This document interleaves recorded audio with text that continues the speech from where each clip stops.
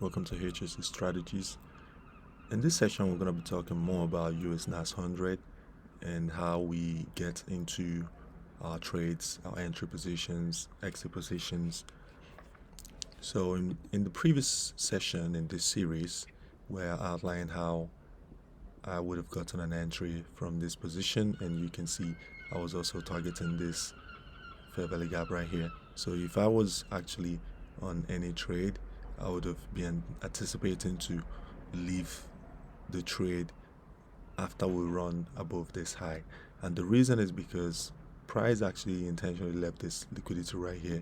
So I'm going to take us to, this is 15 minutes time frame, so let's go to 5 minutes so it's a little bit more clearer. You can see how price intentionally left this relative equal low right here. This relative equal low right here, a lot of traders are going to be using this as a stop loss because they believe that this is a double bottom or whatever it's called, and it's absolutely an amazing strategy that works for them. A lot of traders make a lot of money trading this way, but in essence, my point here is that this is also a liquidity position because the people who control this market, or whatever that controls this market, the algorithm, they also have that information that most people are trading off of, like the double top, double bottom. It's all on Google, YouTube, and all the rest of them. So all the strategies are amazing. A lot of traders use it and make a lot of money. But you also have to understand that the market makers, or whatever they're called, who control this market, also see all the same information. So it's quite easy for them to actually know that you're going to be putting your stop losses here and then finally come back to take you all out. So, and here as well is also another liquidity. You can see price came to this low and then came back again. So what I'm going to be doing in situations like this is, after this high gets taken, I'm just going to be on the sidelines because I'm seeing a lot of liquidity to the downside right here, and then I'm also seeing right here because this fair value gap right here, price didn't fill it completely.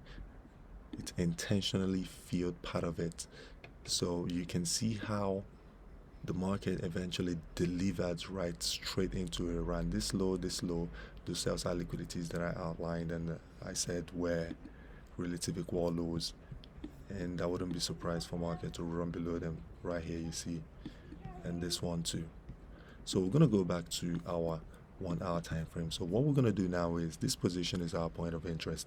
If we're bullish, we're not saying the market is bullish, but if we are bullish, what we'll anticipate to see from this position is a shift in market structure, a 5-minute shift in market structure.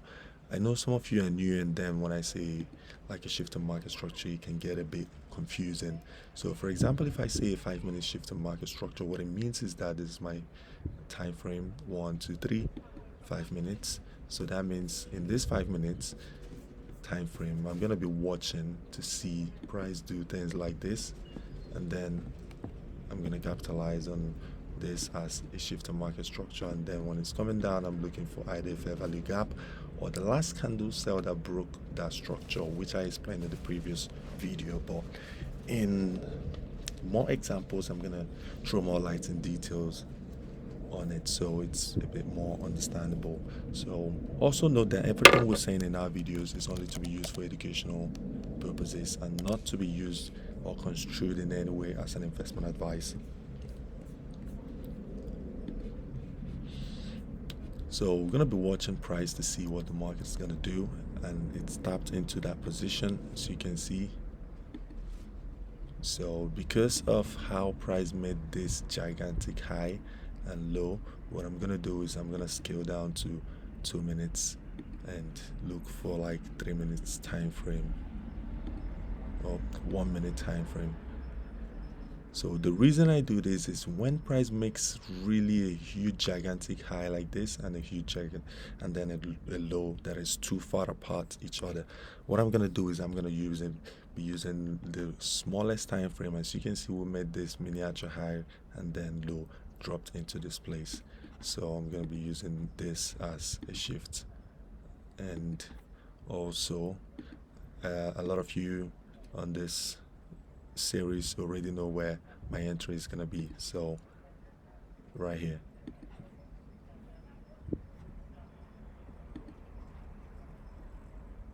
So I'm gonna make it blue, and then this is my entry.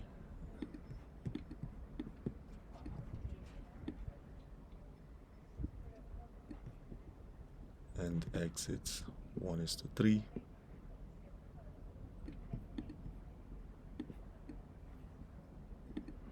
And you can see how price.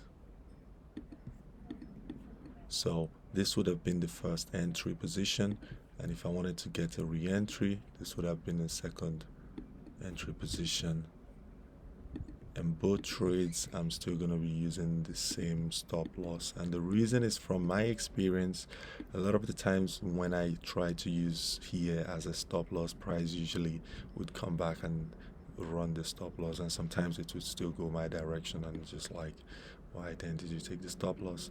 And then I realized that a lot of the time you have to give the market room to just do whatever it wants to do, because there's no 100% in the market. You just have to be at the higher probability. So if it's going down, you're looking for sells. If it's going up, you're looking for buys.